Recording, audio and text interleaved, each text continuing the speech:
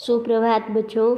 आज हम कक्षा 3 का पर्यावरण अध्ययन विषय का पाठ 6 देखो जंगल अजब निराला का आगे का प्रकरण जीव जंतुओं के प्रकार, इसके बारे में पढ़ेंगे।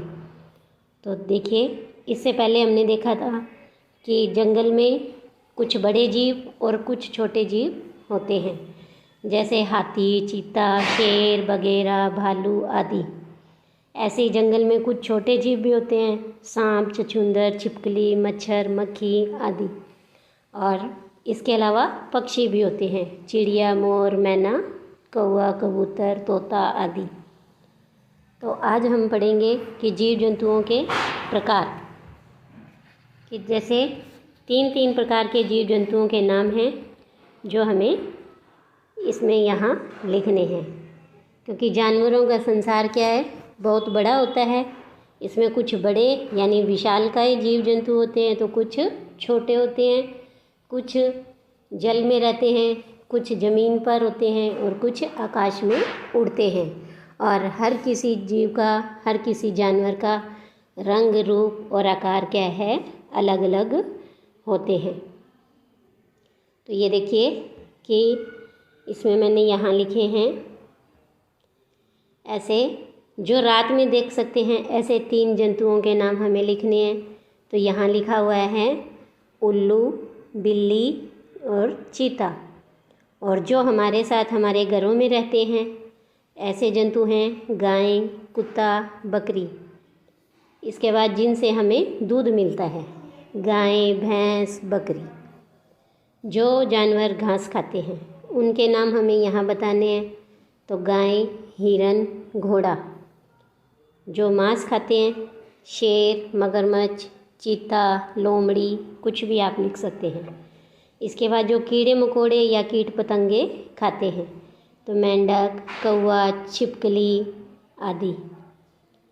ऐसे जीव जो अनाज के दाने खाते हैं, जैसे चिड़िया, मैना, कबूतर आदि, जिन्हें हम पालते हैं, यानी जो हमारे घरों में हमारे साथ रहते हैं, गाय, बकरी, कुत्ता आदि।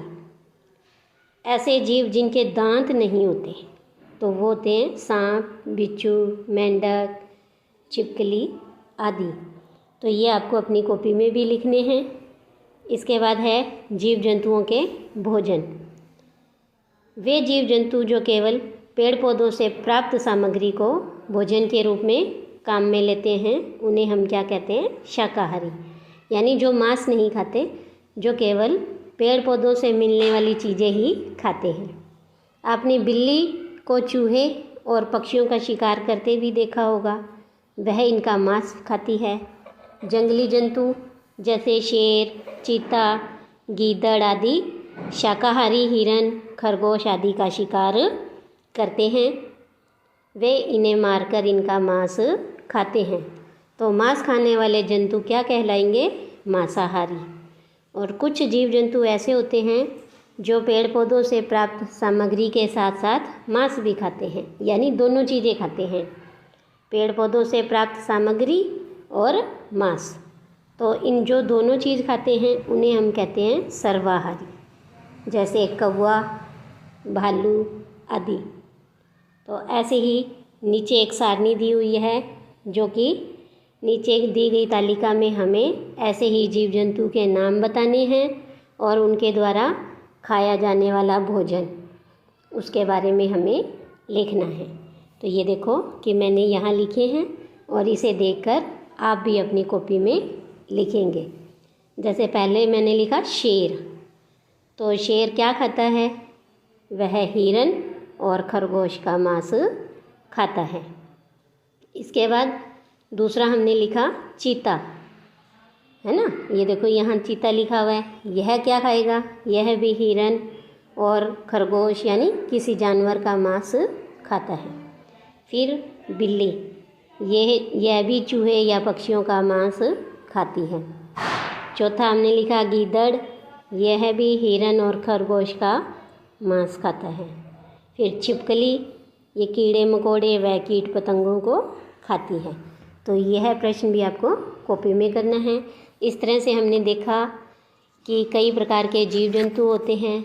कोई जीव जंतु हैं वो बड़े होते हैं और कुछ छोटे होते हैं, और उनके जो रहने का स्थान है, कोई जल में, कोई थल में यानी ज़मीन पर, और कोई नभ में यानी आकाश में पाए जाते हैं।